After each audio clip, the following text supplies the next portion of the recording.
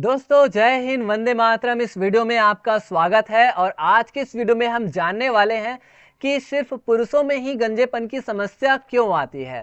तो दोस्तों इसका पहला जो मेन जो रीज़न है वो है हार्मोनल अंतर, यानी हार्मोनल डिफरेंसेस।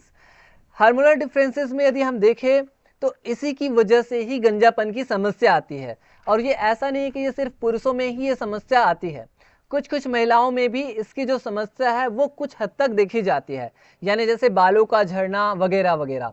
तो इसमें जो मेन जो चीज़ है हार्मोनल अंतर में वो है टेस्टोस्टेरॉन की मात्रा।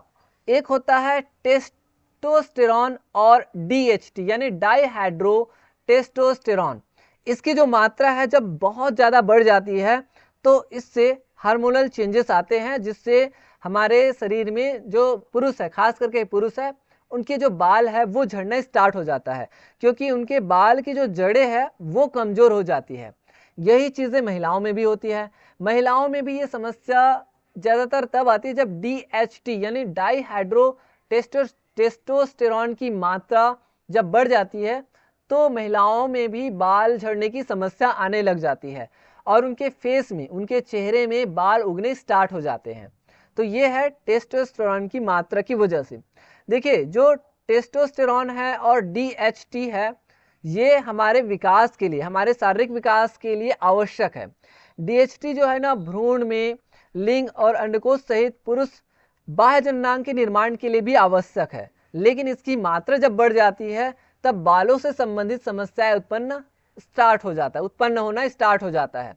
और इस तरह से पुरुषों में इसकी मात्रा काफ़ी ज़्यादा होने की वजह से ये समस्याएं आना स्टार्ट होती है, जबकि महिलाओं में इसकी मात्रा बढ़ती तो है लेकिन हर महिलाओं में इसकी मात्रा नहीं बढ़ती, यानी बढ़ती है लेकिन एकदम ज़्यादा भी पुरुषों की अपेक्षा ज़्यादा नहीं बढ़ती है। तो इस तरह से पुरुषों में ये समस्या देखी जाती है। तो ये रही बात दोस्तों हार्मोनल चेंजेस की, हार्मोनल डिफरेंसेस की। दूसरी जो बात है वो है वंशानुगत कारण, जेनेटिक्स की वजह से भी ये समस्याएं जो है एक पिता से फिर उनके संतान में, फिर उनके संतान में, फिर उनके संतान में, ये चीज़ें जो है चलती रहती है। तो दूसरा रीज़न ये है वंशानुगत कारण, जेनेटिक्स। तीसरा जो रीज़न है दोस्तों वो है सिर के त्वचा की संवेदनशीलता यानी स्कैल्प सेंसिटिविटी। ठीक है, तो इसकी वजह से भी जो है बाल झड़ने की समस्या आती है और बालनेस बढ़ती है। तो इस तरह से यह है, कई जो लोग हैं उनके जो सिर की त्वचा होती है वो संवेदनशील होती है, काफ़ी सेंसिटिव होती है, और इसकी वजह से भी ये समस्याएं आती है, जिससे उनकी जो बाल की जो जड़ें हैं वो कमज़ोर होती है और जिससे भी ये समस्याएं आती है।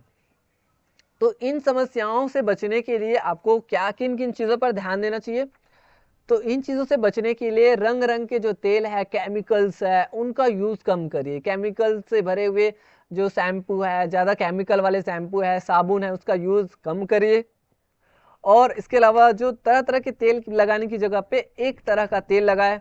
बाल झड़ने की समस्या से बचने के लिए आप कई सारे तेल भी यूज़ कर सकते हैं जो डॉक्टर या आयुर्वेदा में रिकमेंडेड है। ठीक है, इसके अलावा इसके लिए टैबलेट भी आते हैं। इसके अलावा आप जो है हेयर ट्रांसप्लांट भी करा सकते हैं, अगर ज़्यादा समस्या है तब हेयर ट्रांसप्लांट के थ्रू भी आप नए बाल उगा सकते हैं। तो इससे भी कुछ कुछ समस्याएं भी आ जाती है। तो ये सारी चीज़ें हैं दोस्तों जिसकी वजह से पुरुषों में ये समस्या आती रहती है महिलाओं की अपेक्षा।